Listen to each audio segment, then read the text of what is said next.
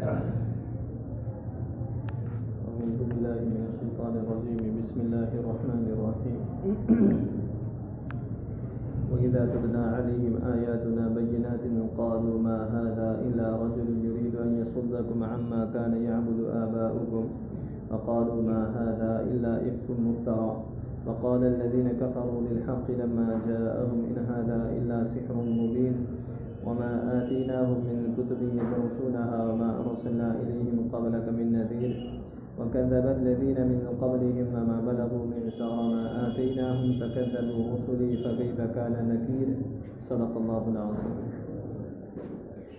محترم بزرگ اور دوستو، پچھلی آیتوں میں اللہ تبارک و تعالی نے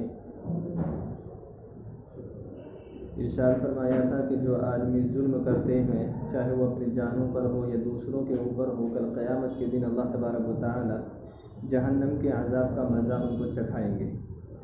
پھر آگے فرمایا وَإِذَا تُتْلَىٰ عَلَيْهِمْ آيَاتُنَا بَيِّنَاتٍ، اور جب ان کے سامنے جو آدمی گناہ گار ہوتے ہیں،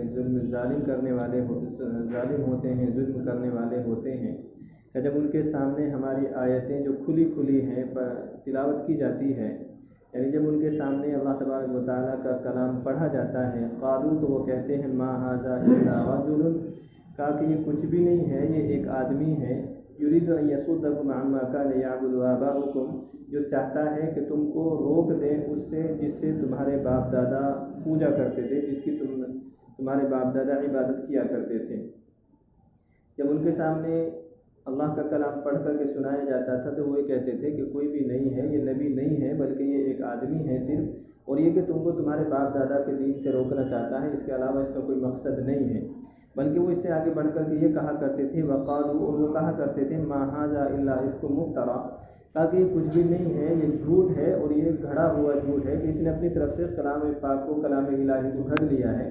نعوذ باللہ. محمد عربی صلی اللہ تعالیٰ علیہ وسلم اور پیغمبران خدا پر وہ یہ تہمت اور الزام لگایا کرتے تھے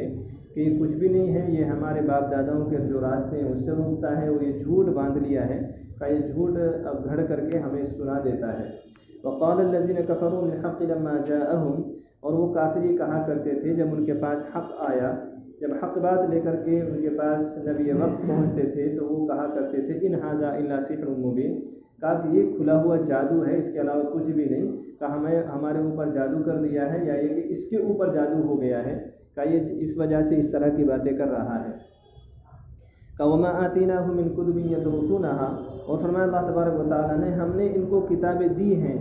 يَدْرُسُونَهَا، جن کو یہ پڑھتے ہیں، یعنی یہ اللہ کے نبی صلی اللہ تعالیٰ علیہ وسلم پر قرآن کریم کا نازل ہونا کوئی پہلی بات نہیں تھی، بلکہ ان سے آپ سے پہلے بھی نبی آئے ہیں، اللہ تبارک و تعالیٰ نے ان کو بھی کتابیں دی ہیں اور یہ لوگ ان کو پڑھا کرتے تھے. وَمَا أَرْسَلْنَا إِلَيْهِمْ قَبْلَكَ مِن نَذِيرٍ، اللہ تبارک و تعالیٰ فرماتے ہیں کہ ہم نے آپ سے پہلے ان کی طرف ڈرانے والے بھیجے ہیں، یعنی ہم نے آپ سے پہلے بھی پیغمبروں کو بھیجا ہے. وَكَذَّبَ الَّذِينَ مِن قَبْلِهِمْ، اور آپ سے پہلے یہ ان کو بھی جھٹلا چکے ہیں، کہ یہ آپ کے ساتھ نہیں کر رہے ہیں بلکہ یہ پہلے ہی سے جھٹلاتے آ رہے ہیں، پہلے بھی آپ سے پہلے جھٹلایا تھا. وَمَا بَلَغُوا مِعْشَارَ مَا آتَيْنَاهُمْ، اور فرمایا کہ جو ہم نے ان کو دیا ہے کہ اس کا 10ویں حصے کو بھی یہ نہیں پہنچ سکتے ہیں، کہ جو پہلے لوگ تھے، کا جو مالداری میں، جو طاقت میں اور جو عقل مندی میں کا جو پہلے لوگ تھے، کا یہ ان کے 10% کو بھی نہیں پہنچ سکتے جو ہم نے ان کو دیا ہے، کہ وہ اتنے ان سے زیادہ طاقتور تھے، ان سے زیادہ مال والے تھے، ان سے زیادہ عقل مند تھے، ان سے زیادہ ہوشیار تھے، کا سب کچھ ان سے زیادہ تھے، کہ یہ ان کے 10% بھی نہیں. کیونکہ جب آدمی کے پاس عقل آتی ہے اور وہ اپنے آپ کو عقل مند سمجھنے لگتا ہے تو پھر وہ اپنی عقل کے نشے میں، جیسے طاقت کا نشہ ایسے ہی مال کا نشہ، سب سے زیادہ طاقت اور مال کا نشہ آدمی کو اندھا اور بہرا کر دیتا ہے. جب دین کی مخالفت ہوئی ہے تو وہ یا تو طاقت کے نشے میں یا وہ مال کے نشے میں. لوگوں نے سب سے پہلے جو مخالفت کی ہے مالداروں نے کی ہے، وہ اپنی چودراہٹ کے چکر میں ہو یا اپنے بڑا کہلانے کے، یا یہ کہ ہم چھوٹے ہو جائیں گے، یہ تمام وجہ ان کی بنی ہیں دین کا انکار کرنے میں. تو فرمایا وما بلغوا معشار ما آتیناہم، اس لیے اللہ تبارک و تعالیٰ سے دعا کرنی چاہیے کہ اللہ تبارک و تعالیٰ جب مال دیں تو پھر مال کو برداشت کرنے کا ظرف دیں، کہ اس کو صحیح جگہ پر خرچ کرنے کی اللہ تبارک و تعالیٰ توفیق بھی دے. کا وما بلغوا معشار ما آتیناہم، کہ یہ نہیں پہنچ سکتے ہیں 10% بھی ما آتیناہم اس کے جو ہم نے ان کو دیا تھا۔ فکذبوا رسلی، فرمایا کہ انہوں نے میرے رسولوں کو جھٹلایا تھا۔ فکیف کان نکیر، کا ان کا انکار کرنا کیسا تھا۔ اللہ تبارک و تعالیٰ فرمایا کہ انہوں نے بھی جھٹلایا تھا، پھر میں نے ان کے اوپر عذاب بھیجا تھا۔ فکیف کان نکیر، ان کا جھٹلانا کیسا تھا، یعنی یہ کہ پھر اللہ تبارک و تعالیٰ نے ان کو پکڑ لیا تھا اور اللہ تبارک و تعالیٰ نے ان کے اوپر عذاب کو بھیجا تھا۔ اللہ تبارک و تعالیٰ ایک وقت تک انسان کو مہلت دیتے چلے جاتے ہیں کہ وہ برائی میں بڑھتا چلا جاتا ہے، اسے یہ توفیق نہیں ہوتی ہے کہ اگر مجھے کوئی مہلت مل رہی ہے تو میں پلٹ کر کے دیکھوں، اللہ تبارک و تعالیٰ کی طرف رجوع کروں، بلکہ وہ گناہوں کی طرف بڑھتا چلا جاتا ہے۔ پھر جب اللہ تبارک و تعالیٰ پکڑ کرتے ہیں تو پھر وہ سمجھتا ہے کہ اب میری پکڑ آ گئی، تب پھر سمجھنے سے کوئی فائدہ نہیں ہوا کرتا۔ اس لیے اللہ تبارک و تعالیٰ نے آج موقع دیا ہے، فرمایا قل، اے نبی جی آپ کہہ دیجئے انما اعظکم بواحدہ، تاکہ میں تمہیں صرف ایک نصیحت کرتا ہوں۔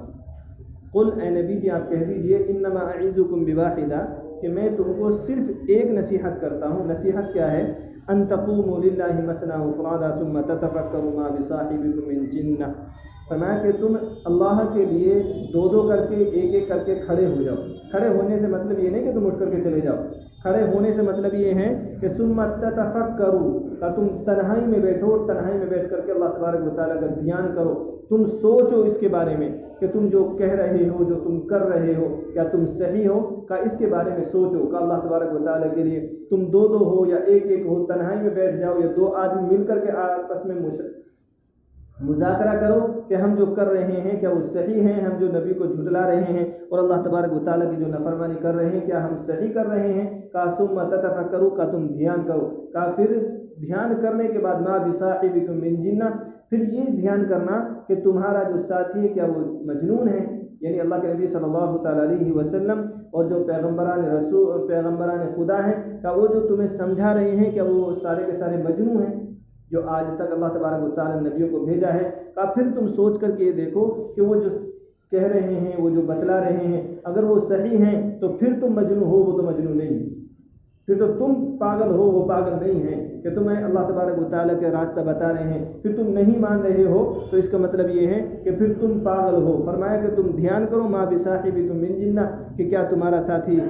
مجنون ہے۔ ان هو الا نذیر لکم بین یدی عذاب شدید، فرمایا کہ وہ تمہارا ڈرانے والا ہے زبردست عذاب سے، جو تمہارے سامنے عذاب کی گھاٹی آ رہی ہیں، کہ وہ تو تمہیں ڈرانے والے ہیں، جو نبی ہیں وہ تمہیں ڈرانے کے لیے آئے ہیں۔ اب نبی نہیں آ سکتے ہیں، اب نبی نہیں آئیں گے۔ اللہ تبارک و تعالیٰ نے کلام الہی کو، سنت نبی صلی اللہ تعالیٰ علیہ وسلم یعنی احادیث نبوی کو چھوڑ دیا ہے کہ ان کے اوپر ان کے کو سامنے رکھ کر کے زندگی گزارو، ان کے نقش قدم پر چلو، کہ جو بھی چیز ہو قرآن و حدیث کو سامنے رکھ کر کے چلو، کہ تم کبھی گمراہ نہیں ہو سکتے ہو۔ اس لیے ہمارا کوئی بھی مسئلہ ہو ہم اس کو دیکھیں کہ قرآن و حدیث میں اس کو کس طریقے پر بیان کیا گیا ہے، ہمیں یہ کام کرنا ہے تو کیسے کرنا ہے، نہیں کرنا ہے تو اس کو چھوڑ دینا ہے اگر قرآن و حدیث میں اس کو منع کیا گیا ہے۔ اب یہ کہ قرآن و حدیث تو ہم جانتے نہیں ہیں، سب سے پہلی بات تو یہ ہے کہ قرآن کریم کو سیکھنے کی آدمی کوشش کرے۔ جو آدمی قرآن کریم پڑھنا جانتا ہے اس کو چاہیے کہ وہ قرآن کریم کو سمجھنے کی کوشش کرے، جو قرآن کریم کو پڑھنا نہیں جانتا ہے تو وہ کم سے کم قرآن کریم کو پڑھنے کی کوشش کرے۔ ان هو الا نذیر لکم بین یدی عذاب شدید، اور قرآن کریم کو سیکھنے کا یہ بھی آسان سا طریقہ ہے کہ جہاں تفسیریں ہوتی ہیں آدمی وہاں شرکت کر لے کچھ دیر کے لیے، تو کم سے کم موٹی موٹی باتیں ہمارے سمجھ میں ذہن میں آ جاتی ہے کہ اللہ تبارک و تعالیٰ ہم سے کہنا کیا چاہتا ہے۔ قرآن کریم میں اللہ تبارک و تعالیٰ نے بیان کیا ہے۔ اللہ تبارک و تعالیٰ کا شکر ہے کہ اللہ تبارک و تعالیٰ نے ہم نے شروع کیا تھا 22واں پارہ ہے، اللہ تبارک و تعالیٰ نے زندگی رکھی تو انشاءاللہ ایک دن قرآن کریم ایسے ہی سنتے سناتے پورا ہو جائے گا انشاءاللہ تفسیر کے اندر۔ تو فرمایا ان هو الا نذیر لکم بین یدی عذاب شدید، تاکہ وہ تم کو ڈرانے والے ہیں سخت عذاب کے آنے سے۔ قل، اے نبی جی آپ کہہ دیجئے ما سألتکم من اجر فهو لکم، تاکہ میں تم سے کوئی بدلہ نہیں چاہتا، میں تم سے کوئی بدلہ نہیں مانگتا۔ اے نبی جی ان سے کہہ دیجئے کہ میں جو تمہیں نصیحت کر رہا ہوں، میں جو تمہیں سمجھا رہا ہوں، تمہاری ٹھوڑیوں میں جو ہاتھ ڈال رہا ہوں، تاکہ میں اس سے تم سے کوئی بدلہ نہیں چاہتا، میں تم سے کوئی سوال نہیں کر رہا ہوں۔ فَهُوَ لَكُمْ، کا وہ جو تم بدلہ ہے وہ تو تم اپنے پاس رکھو، فَهُوَ لَكُمْ، وہ تو تم اپنے پاس رکھو، مجھے تمہارا بدلہ نہیں چاہیے۔ إِنْ أَجْرِيَ إِلَّا عَلَى اللَّهِ، کہ میرا بدلہ تو اللہ تبارک و تعالیٰ کے اوپر ہے، اللہ تبارک و تعالیٰ مجھے اس کا بدلہ دے گا۔